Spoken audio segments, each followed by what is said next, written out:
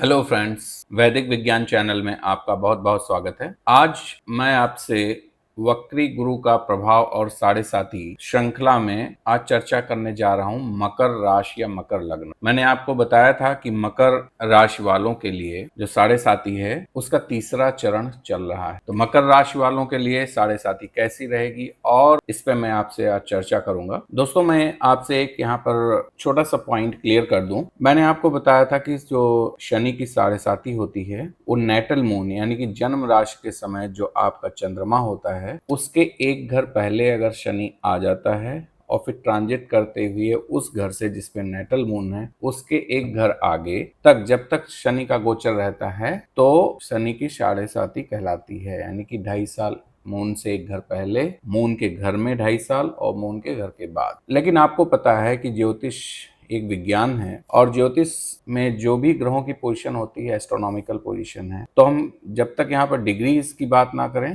तब तक बात अधूरी रह जाती है। यहाँ पर मैं आपसे ये कहना चाहता हूँ कि जो नेटल मून आपकी जन्म कुंडली में चंद्रमा जिस डिग्री पर है उससे 45 डिग्री पहले शनि की स्थिति अगर आ जाती है तो साढ़े साथी स्टार्ट हो जाती है और नेटल मून की डिग्रीज के 45 डिग्री बाद तक साढ़े सात। एक हाउस 30 डिग्री का होता है तो मैंने 3 हाउस की बात की तो 90 डिग्रीज।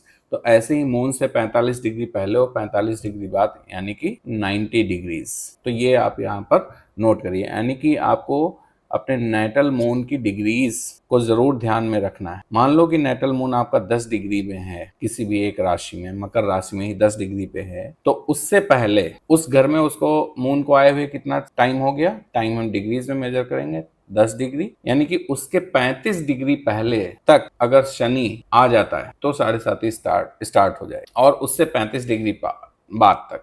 तो जरूरी नहीं कि एक घर पहले से शुरू हो, थोड़ा उससे पहले भी शुरू हो सकती है साढ़े साथी, क्योंकि 35 डिग्री एक हाउस का डिग्री नहीं रहता, 30 डिग्री मानते हैं। तो 5 डिग्री और एक्स्ट्रा हो गया तो 5 डिग्री और पहले से, और जब उसके बाद एक हाउस में जाएगा तो 5 डिग्री पहले ही खत्म हो जाएगा, क्योंकि इधर 20 डिग्री बचा हुआ है और 15 डिग्री 25 डिग्री और चलेगा। तो ज्यादा हम इसमें डिटेल में नहीं जाएंगे, थोड़ा सा मैं आपको ये कंसेप्ट क्लियर करना चाह रहा था। तो आइए शुरू करते हैं। दोस्तों, यहाँ पर देखिए ये मकर लग्न की कुंडली है और आप कह सकते हैं मकर राशि जिसमें चंद्रमा कैप्रिकॉन में बैठा हुआ है। तो जल्दी से हम देख लेते हैं। बृहस्पति गुरु वक्री थे, गुरु का गोचर वृष राशि में चल रहा है। 9 अक्टूबर से लेकर के 4 फरवरी तक ये वक्री हैं। गुरु मृगशिरा दूसरे चरण में है। शनि का सतविषा के चौथे चरण में प्रवेश हुआ था। मंगल 20 अक्टूबर को नीच राशि में चले जाएंगे। बुध 29 अक्टूबर से वृश्चिक राशि में गोचर करेंगे। शुक्र 9 नवंबर से धनु राशि में गोचर होगा उनका, और शनि 15 नवंबर से मार्गी हो जाएंगे। सूर्य वृश्चिक राशि में चले जाएंगे 16 नवंबर से, और बुध 29 नवंबर से वृश्चिक राशि में ही वक्री हो जाएंगे। तो इन सब का हम इफेक्ट देखने वाले हैं अभी आज के डिस्कशन में। अब यहाँ पर देखिए मकर लग्न वालों के लिए जो अभी की स्थिति बनी हुई है इस चार्ट में, शनि लग्न से दूसरे स्थान पे हैं और गुरु लग्न से पंचम स्थान पे बैठे हुए हैं। तो यहाँ पर आपको हम थोड़ा सा बता दें, पीछे जाते हैं थोड़ा, जब 2 अक्टूबर को एक सूर्य ग्रहण था जो इंडिया में दिखाई नहीं दिया था, बट वो प्लेनेटरी पोजीशंस तो वो सही होती हैं, तो आपके चार्ट में जरूर होगा। तो उस दिन जब सूर्य ग्रहण पड़ा उसके बाद से मकर लग्न वालों के लिए थोड़ा सा चेंजेस आए हैं। ऐसा नहीं है कि उनके लिए कुछ बहुत ही निगेटिव होने वाला है, बट उनका भाग्य जरूर साथ देगा। जो संभावनाएं हैं, जो अपॉर्चुनिटीज हैं, उसमें थोड़े से चेंजेस होंगे। मकर राशि वालों को भी कंफर्ट जोन से बाहर आना होगा। उनके कुछ आर्ग्यूमेंट्स हो सकते हैं बॉसेस के साथ, कलीग्स के साथ। अभी जो मार्स की स्थिति है वो 6th हाउस में बनी, जेमिनी में, तो मार्स अभी यहाँ पर 6th हाउस में है। अब आइए यहाँ पर देखते हैं मकर राशि वालों के लिए जुपिटर का एस्पेक्ट कहाँ कहाँ पर है। तो जुपिटर की जैसे 5वीं दृष्टि होती है, यानी कि ये 9वें भाव को देखेगा। 7वीं दृष्टि होती है, इसका मतलब है किसको देखेगा, 11वें भाव को देखेगा। 11th हाउस पे इसकी दृष्टि होगी, और साथ ही साथ इसकी जो 9th एस्पेक्ट होता है वो कहां पर चला जाएगा, असेंडेंट पे चला जाएगा। तो ये जो इनके 3 एस्पेक्ट हैं, तो जुपिटर यहाँ पर वक्री हैं और वक्री होकर के वो मकर लग्न के 5th हाउस में बैठे हैं। तो इसका मतलब क्या है कि ये 5th हाउस का ही कारक है, पंचम भाव का कारक है जुपिटर, और पंचम भाव में ही वक्री हो गया है। तो यहाँ पर एक इस जुपिटर का दोष लग रहा है। तो पंचम भाव प्रोजनी का होता है, चिल्ड्रंस का होता है ना। तो फीमेल्स को, खासकर जो प्रेग्नेंट फीमेल्स हैं, उनको थोड़ा सा अलर्ट होने की जरूरत है। रिलेशनशिप प्रॉब्लम थोड़ी बहुत हो सकती है। सैटर्न सेकेंड हाउस में बैठे हुए हैं और वहां से फोर्थ हाउस को आस्पेक्ट कर, तो सैटर्न का सेकेंड हाउस से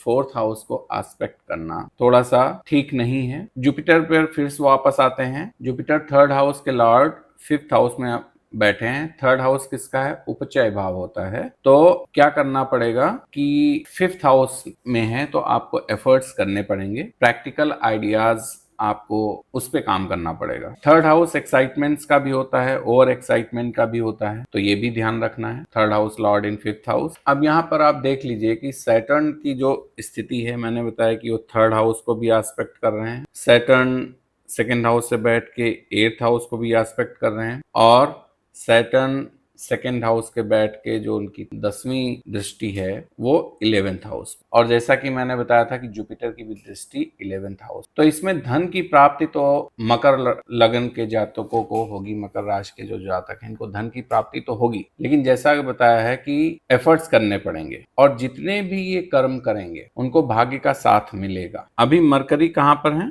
मरकरी की जो स्थिति है वो 10th हाउस में है, और 10th हाउस में ही वीनस है। तो मरकरी और वीनस कंजंक्ट हैं किसमें? तुला राशि। तो यहाँ पर और ये हाउस ऑफ कर्मा है 10th हाउस, तो यहाँ पर क्या बनता है? कर्माधिपति योग। और चूंकि वो 9th house Lord mercury sitting in 10th house, इसका मतलब क्या होता है कि जो अभी हमने थोड़ी देर पहले बताया था कि बॉसेस के साथ, कलीग्स के साथ रिलेशंस खराब होंगे, तो यहाँ पर वो रिलेशंस अब इंप्रूव होते हुए दिख रहे हैं। साथ ही साथ कर्मों को भाग्य का साथ मिलेगा, क्योंकि 9th हाउस लॉर्ड इन 10th हाउस, तो कर्मों को, भाग्य का जो भी कर्म करेंगे उसमें भाग्य उनका साथ देगा। साथ ही साथ 10th हाउस में बैठकर मरकरी 4th हाउस को देख रहा है, तो जो फैमिली प्रॉब्लम्स थी, मरकरी इंटेलेक्ट होता है, तो इंटेलेक्ट के साथ वो जो फैमिली प्रॉब्लम्स थी वो यहाँ पर बुध सॉल्व करेगा। अब यहाँ पर होगा क्या? मरकरी तो यहाँ पर है, वीनस जो है 13 अक्टूबर से आ गए हैं आपके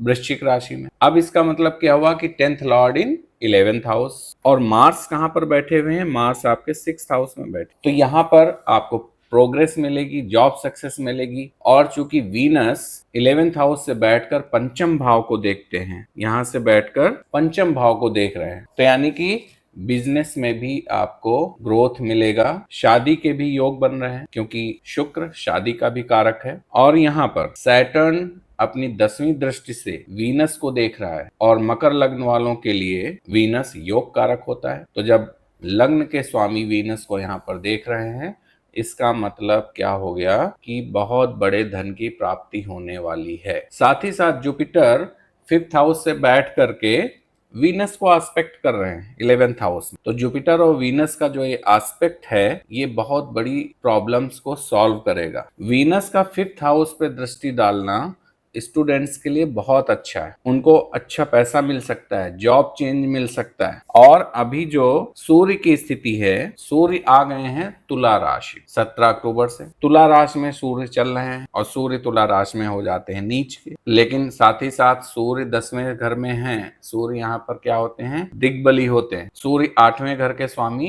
कहाँ जाकर बैठ गए हैं? 10वें घर में बैठ गए हैं। सूर्य जब नीच के हो गए हैं तो सरकारी बाधाएं आ सकती हैं। सूर्य 10वें घर से बैठ के चौथे घर को देख रहे हैं, अपने उच्च के घर को देख रहे हैं, और साथ ही साथ 4th हाउस पे सैटर्न का भी एस्पेक्ट है। यहाँ पर देखिए सैटर्न का भी एस्पेक्ट 4th हाउस पे है, और सन का भी एस्पेक्ट 4th हाउस। तो जब Saturn and sun 4th house दोनों को देख रहे हैं, और ये एक दूसरे के दुश्मन होते हैं, और 4th हाउस किसका होता है? मदर का होता है, हैप्पीनेस है, लग्जरीज है, सब कुछ है। तो यहाँ पर अपने ही अपने दुश्मन बन जाते, यानी कि कोई क्लोज बंदा ही अपना दुश्मन बन जाएगा। अब आगे बढ़ 18 अक्टूबर के बाद से यह स्थिति आपके चार्ट में है। यहाँ पर जो मून को हमने दर्शाया है नेटल मून है, बाकी जो ग्रहों की स्थिति है वो ट्रांजिट स्थिति है, गोचर कर रहे हैं यहाँ पर ग्रह। तो 20 अक्टूबर को मार्स कहाँ चले जाते हैं? अभी हमने देखा था मार्स चले जाते हैं कैंसर में।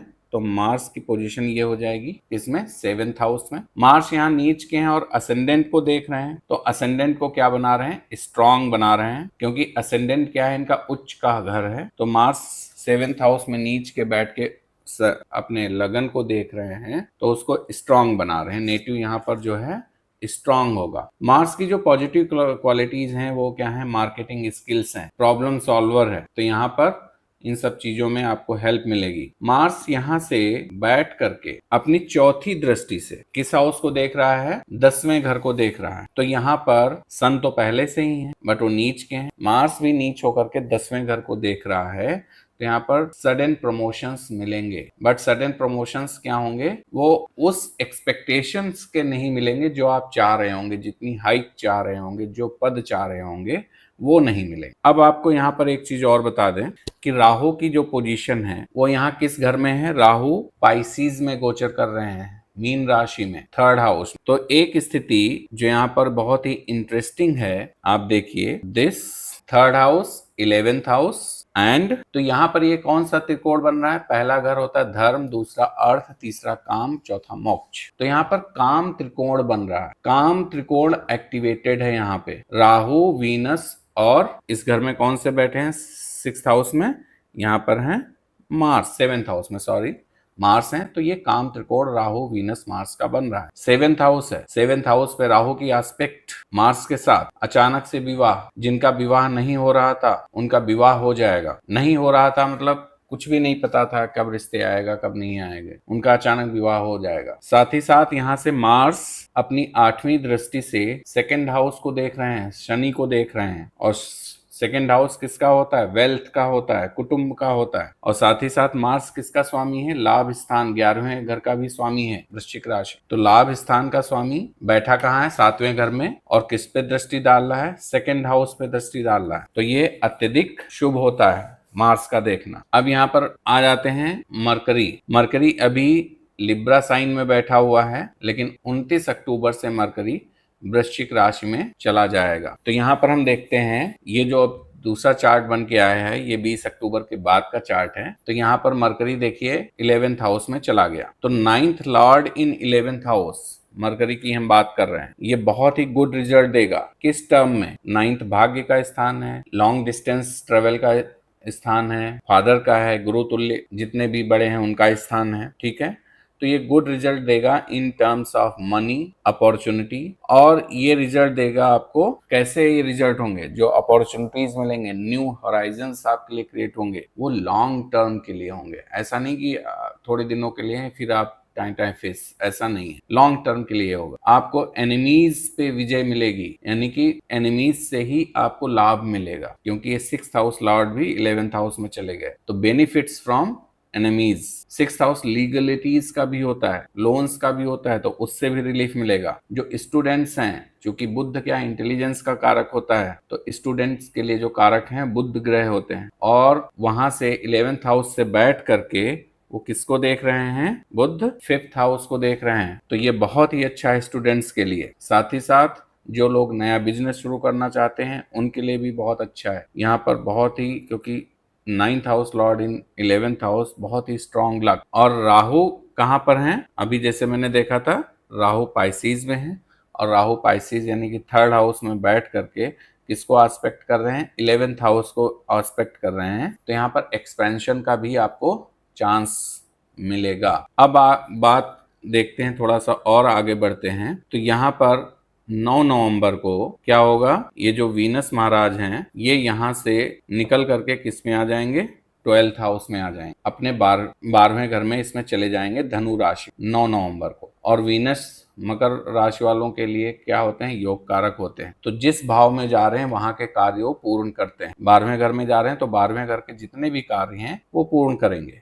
और 12th हाउस मोक्ष का स्थान है, तो यहाँ पर और जितने भी स्पिरिचुअलिटी से रिलेटेड चीजें हैं उसमें बहुत ही बेनिफिट देंगे। तीर्थ यात्राएं कराएंगे, तीर्थ यात्रा जिसकी किसी कारणवश नहीं हो पा रही थी वो तीर्थ यात्रा कर पाएंगे। साथ ही साथ अब वहां से बैठ करके 12th हाउस से बैठ करके वीनस 6th हाउस को एस्पेक्ट कर रहे हैं। तो 6th हाउस किसका है? एनिमीज का है, लीगलिटीज का है। तो यहाँ पर जब वो 6th हाउस को देखते हैं तो win over enemies, legal issues जो होंगे उस पर आपको जीत मिलेगी। और जैसा कि मैंने बताया कि 15 नवंबर से शनि मार्गी हो रहे हैं अपनी कुंभ राशि में। तो शनि का मार्गी होना का मतलब क्या है कि यहाँ पर जो मकर राशि है उसके स्वामी भी शनि है, यानी कि लग्नेश क्या हो रहे हैं? मार्गी हो रहे हैं, सीधा चलना शुरू कर रहे हैं विद रिस्पेक्ट टू अर्थ। तो हम लोग तो अर्थ पे रहते हैं, तो हमारे रिस्पेक्ट में ही ग्रहों की स्थिति क्या हो रही है? शनि की स्थिति मार्गी हो रही है। तो यहाँ पर आपको, और चूंकि वो 2nd हाउस में बैठे हुए हैं तो मार्गी होके ही वो मार्च में पाइसिस राशि में चले जाएंगे, मीन राशि में। तो मीन राशि में जाने से पहले ही आपको धन दे करके जाएंगे। वैसे 2nd हाउस में शनि का बैठना धन हानि का भी कारक होता है, लेकिन चूंकि मार्गी होकर के वो मीन राशि की तरफ जा रहे हैं तो धन दे करके आपको जाएंगे। अब आपको यहाँ पर क्या करना है कि जो 7वें घर के स्वामी मार्स हैं वो 2nd हाउस को भी देख रहे हैं। तो 2nd हाउस पे जब मार्स देखते हैं तो करना क्या है कि वाणी पर कंट्रोल थोड़ा सा करना है, क्योंकि मार्स यहाँ पर नीच के हैं। और 2nd हाउस कुटुंब का भी होता है, वेल्थ का भी बताया था, कुटुंब का भी होता है। तो कुटुंब में थोड़ा सा संबंध खराब हो जाएंगे। और ये जो सूर्य महाराज हैं ये लिब्रा से निकल करके अभी आ जाएंगे 16 नवंबर को स्कॉर्पियो में। और यहाँ से जैसे मैंने बताया था आपको कि जो वीनस हैं वो कहाँ चले गए हैं? ये चले गए हैं 12th हाउस में। तो शन जो है स्कॉर्पियो में आ गए हैं। और 11th हाउस भी क्या है? उपचय स्थान है। तो बहुत अच्छा होता है सूर्य जब उपचय भाव में होते हैं। और यहाँ पर 8th हाउस के लॉर्ड हैं सूर्य भगवान, और कहाँ चले गए हैं? 11वें घर में। तो आपको हिडन सोर्स ऑफ इनकम होगी, आपको नहीं पता होगा लेकिन आपको इनकम मिल जाएगी। जो शेयर मार्केट में काम करते हैं, जो स्पेकुलेशन जो बिजनेस है, शेयर मार्केट वगैरह इसमें जो काम करते हैं उसको वहां से इनकम मिल सकती है। 11th हाउस में आप देखिए कि सैटर्न जो है एस्पेक्ट कर रहा है किसको? सन और मरकरी को। तो जब सैटर्न 2nd हाउस लॉर्ड हैं और सूर्य को और मरकरी को देख रहे हैं तो यहाँ पर आपको प्रॉब्लम्स हो सकती हैं, नोटिसेज मिल सकते हैं, इनकम टैक्स से रिलेटेड कुछ चालान्स रिसीव हो सकते हैं, है ना। ऐसे जो भी गवर्नमेंट से आपको पेनल्टीज मिलती हैं वो यहाँ पर हो सकती है। लेकिन सूर्य 11वें भाव में बैठ करके पंचम स्थान को देख रहे हैं। साथ ही साथ सूर्य मरकरी के साथ बुधादित्य योग बना रहे हैं। तो जिनकी लंबे समय से जॉब चेंज नहीं हो रही थी, ट्रांसफर नहीं हो रहा था, उनकी जॉब अब चेंज हो जाएगी। दोस्तों, मकर राशि वालों के लिए दिसंबर का भी महीना बहुत अच्छा जाएगा। दिसंबर के महीने में जो मरकरी हैं वो रेट्रो मोशन में जा रहे हैं 29 नवंबर से। उसके साथ साथ जो शुक्र हैं वो कैप्रिकॉर्न में ट्रांजिट हो जाएंगे। तो चूंकि मकर राशि के लिए हमने बताया कि शुक्र योग कारक होते हैं, तो जब वो लग्न में आ जाएंगे तो धन संपदा भी देंगे, कार्य भी पूर्ण करेंगे, घर में भी संपन्नता आएगी, जॉब चेंज होगी। और वीनस लगन में आ गए हैं जो कि 5th हाउस लॉर्ड इन लगन, तो लक्ष्मी स्थान। तो ये पूर्ण लक्ष्मी योग बनेगा। अगर किसी भी जातक की उस वक्त शुक्र की दशा चल रही होगी तो बहुत अच्छा उनको लाभ मिलेगा। पंचमेश लगन में चले जाएंगे और यहाँ पर दशमेश भी लगन में चले जाएंगे। 10th हाउस लॉर्ड, लिब्रा के लॉर्ड भी वीनस होते हैं, तो वो भी लगन में चले जाएंगे। तो ये बहुत ही अच्छा एक लक्ष्मी योग बनेगा। अब आप यहाँ पर देखिए चार्ट में कि जुपिटर भी रेट्रो मोशन में है, मार्स भी रेट्रो मोशन में है, मरकरी भी रेट्रो मोशन में है। तो तीन ग्रह वक्री हैं। और जैसा कि मैंने पहले वीडियो में बताया था कि वक्री ग्रह बहुत बली हो जाते हैं, उनका चेष्टा बल बहुत ही बढ़ जाता है, उच्च ग्रहों से भी बली माने जाते हैं और शुभ माने जाते हैं। और यहाँ पर कहीं ना कहीं से देखिए, जुपिटर हो चाहे मार्स हो चाहे मरकरी हो, इनका कहीं ना कहीं से जो असेंडेंट या असेंडेंट के लॉर्ड पे, मतलब लग्न और लग्न के स्वामी पे कहीं ना कहीं इनकी दृष्टि या जो कंजंक्शन हो रहा है, तो जीवन में इनके बहुत ही बड़े बदलाव होने वाले। जो इंडिविजुअल पर्सन है उसके जीवन में बड़े बदलाव होने वाले। थोड़ा बहुत वैवाहिक जीवन में प्रॉब्लम रहेगी। मार्स 7th हाउस में है, थोड़ा एक्सीडेंट्स वगैरह भी या चोट वोट लग सकती है, डिफेम भी हो सकते हैं, उसका भी ध्यान रखना है। और मिड दिसंबर से जो सूर्य है वो धनु राशि में चले जाएंगे। तो 8th हाउस उसके स्वामी 12वें घर में चले जाएंगे, विपरीत राजयोग है। तो जिनकी भी सूर्य की महादशा या अंतर्दशा चल रही होगी उसमें विपरीत राजयोग ये फलित हो सकता है। और सूर्य भगवान वहां से बैठ करके छठे घर को देखेंगे तो कंपटीशन में जो स्टूडेंट्स लोग कंपटीशन दे रहे हैं, जिनका बिजनेस में भी कुछ कंपटीशन है, उसमें भी सफलता उनको मिलेगी। सेहत का ध्यान रखना चाहिए उनको। तो ये कुछ चीजें हमने मकर राशि वालों के लिए बताई हैं जो कि बहुत ही जरूरी हैं। बाकी आप लोग अपना जो चार्ट है वो देखिए। तो हमने गोचर की स्थिति नेटल मून के रिस्पेक्ट में देखी है, उसके हिसाब से हमने थोड़ा बहुत प्रिडिक्ट करने की कोशिश की है। बट आप अपना चार्ट देखिए, आपका जो राशि चार्ट आपके जन्म समय से है, जन्म समय में था, और उससे उसको रिलेट करने की कोशिश, या आप जानकार नहीं है तो जो भी इसके जानकार हैं उनसे आप संपर्क कर। तो दोस्तों, अगर आपको ये मेरा वीडियो पसंद आता है तो आप जरूर मेरे चैनल को सब्सक्राइब कीजिए, लाइक कीजिए। अगले वीडियो में मैं आपके समक्ष फिर उपस्थित होऊंगा। तब तक के लिए बहुत बहुत धन्यवाद। नमस्कार।